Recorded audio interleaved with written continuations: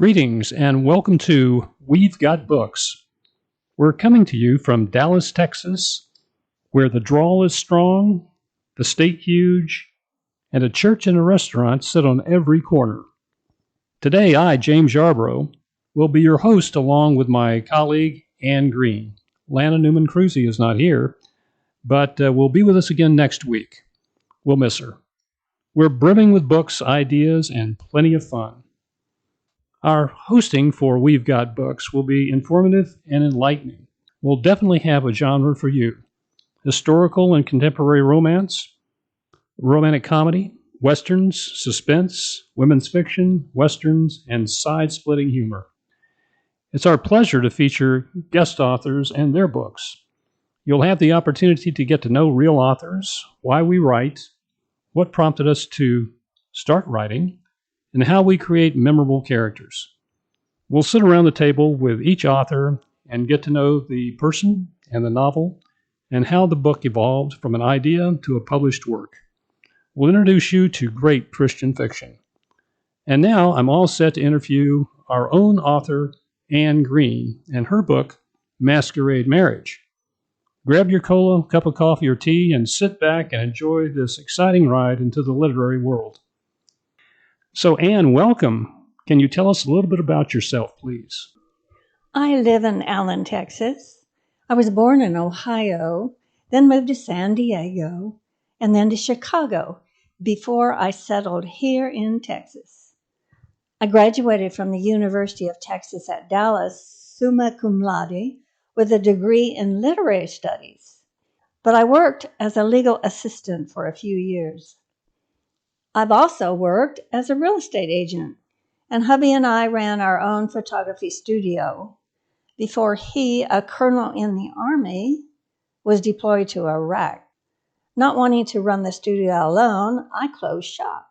And at that point, I began my dream job, writing Christian fiction. Well, Anne, as a military wife, did you travel to any foreign countries? I've enjoyed a thrilling life as a military wife, traveling with my husband to many overseas countries. I've been blessed to visit 40 different foreign countries, plus every state in our beautiful United States.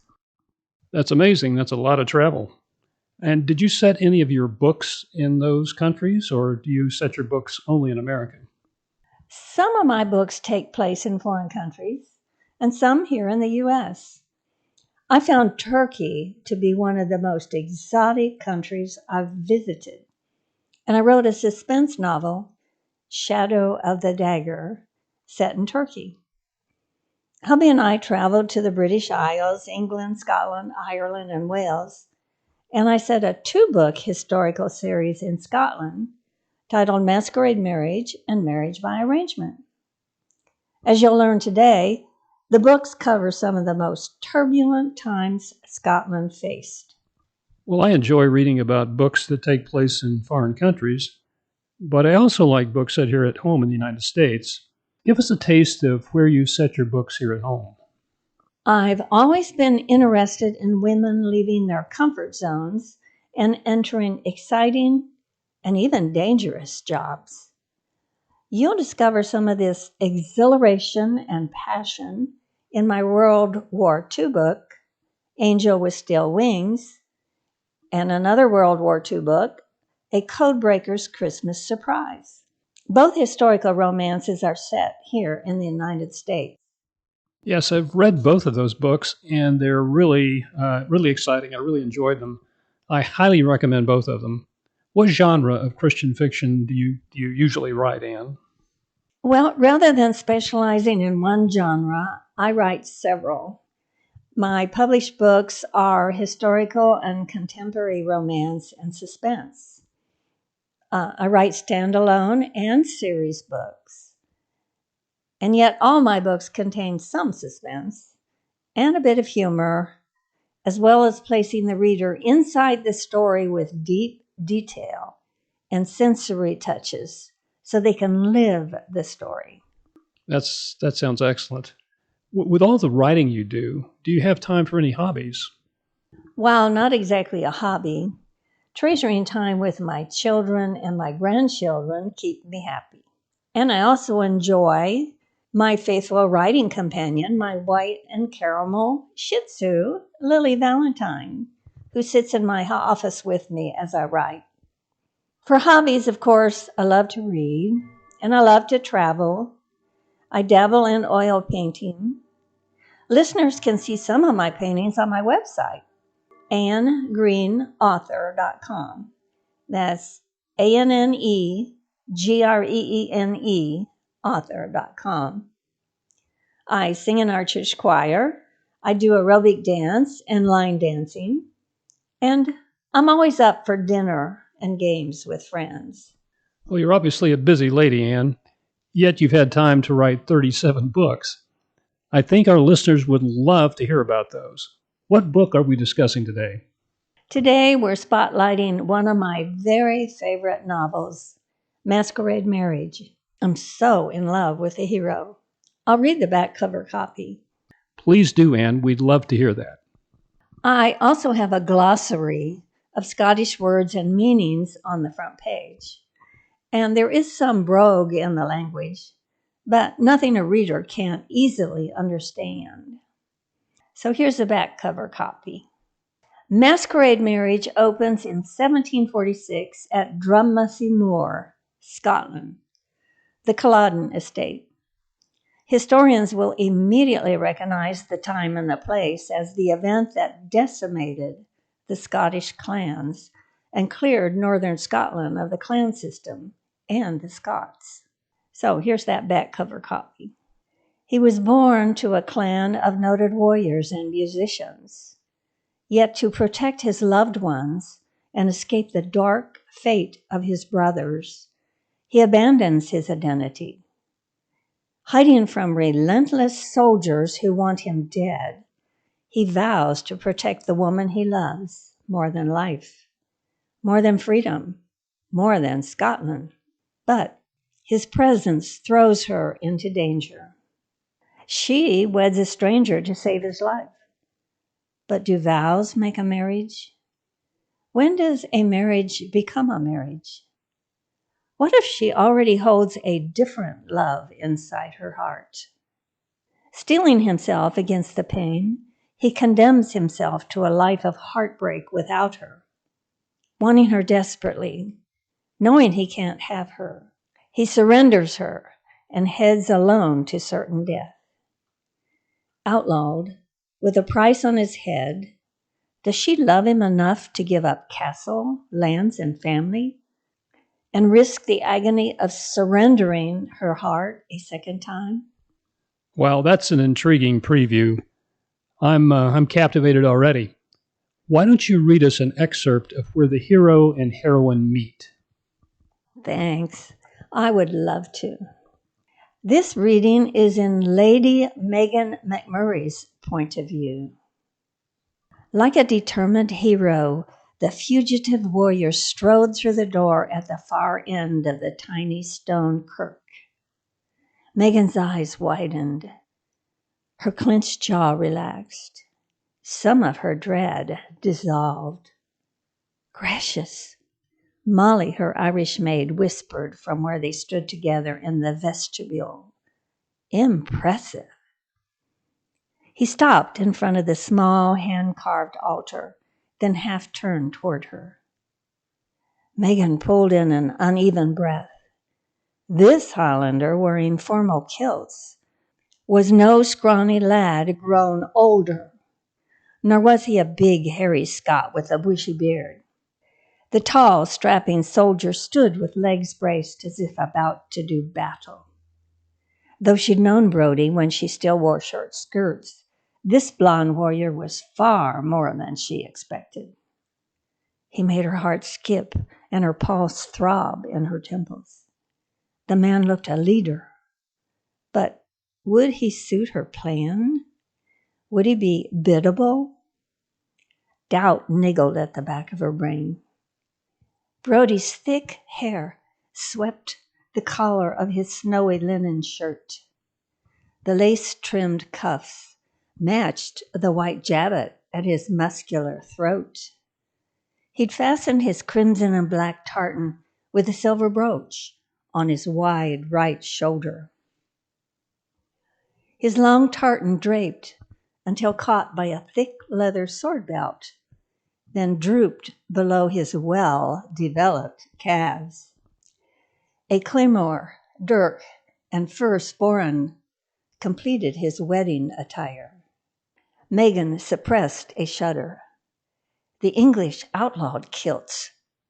With his dress, Brodie spat in the face of the English and further imperiled his life. Why? He turned full around to meet her gaze. A startle quivered her chest. Brodie's face, lean and tan from living on the land, sported a large bruise on his left temple. Still, the yellowing purple splotch detracted not at all from his stern good looks. Was that his only wound? It didn't look terribly serious. His intense sapphire stare blazed a trail across the empty wooden pews toward her. His gaze made her feel dizzy, as if she had just danced a fast reel with a lively partner. She bit her lip. Molly grinned and handed her the flowers. Megan gripped her bouquet of sky-blue forget-me-nots, beneath which she concealed Jamie's love letters. Her throat tightened. If only it were Jamie who waited for her, rather than that almost stranger. Burly, familiar Jamie, not this dangerous-looking man. Her heart tripped faster than water over rapids. Brodie was too tall, too obviously a Highlander. How could she hope to pass him off as a lowland laird? How could she mold this imposing man to fit her plan? Brodie appeared to have too big a chip on his shoulder to let her command him. Perspiration beaded Megan's forehead. What had she gotten herself into? An image of the despicable Earl of Maybury, face tight with disdain, his hard hands slapping her face, flashed into Megan's thoughts. She took a deep breath. Brodie appeared to be somewhat the better of two evils. The wheezy, foot-pumped organ hit an uncertain opening note. She startled so badly her heel snagged on the bottom of her long satin gown. Too late to back out. She freed her heel and kicked her long train behind her. Pacing to the uncertain music, she glided up the narrow aisle toward her husband-to-be. That's quite a pickle Megan McMurray got herself into. Why did you choose to write this particular book, Anne? On a visit to Scotland, I stopped at the Culloden battlefield and was intrigued with the history of what happened to the land and why there were no longer Scottish clans living here. The research was fascinating. So why do you write Christian fiction in general? To me, writing a book without God in it would be like living my life without acknowledging God. My characters face problems and dangers they need to overcome. They have flaws that they must confront. In my own life, I find only God has the answer and the means to conquer these difficulties. So trying to triumph over these obstacles would be unnatural for me to leave God out of the solutions. That doesn't mean my characters or I get supernatural answers, but we often do get leading from the Lord. Yes, good to know. Do you have anything else you'd like to share with your readers? Do you have a newsletter, a web page? You can find my webpage at AnneGreeneAuthor.com. That's ANNEGREENE author.com. My webpage posts pictures of all my books and also pictures of my travels, shows some of my oil paintings, offers a brief biography, and provides you with a synopsis of my books, plus a link to where you can buy them. I post information about my husband's military career there. Also, you can join my newsletter on my webpage. My newsletter brings you up to date on my new books released and events in my life. Did I mention? Often in my newsletter, I give away autographed copies of my books. I would love to have our listeners visit and get to know me. Also, if you enjoy audiobooks, almost all my books have been narrated and are available on Amazon. Thank you, Anne. That's good to know. This has been an educational as well as an exciting discussion. Once more, the time has sped by, so we must say goodbye from deep in the heart of Texas. We hope you've enjoyed your time with us as much as we've enjoyed having you. Join us next week when we interview author Sherry Stewart about her suspense novel, Secrets Dark and Deep. Listeners, we're so glad you joined us. Be sure to read the other podcasts listed on We've Got Books. All our podcasts are short, fun, and introduce you to other authors and books. You can find all the books we mention on Amazon. Look up the author's name and the book we discussed.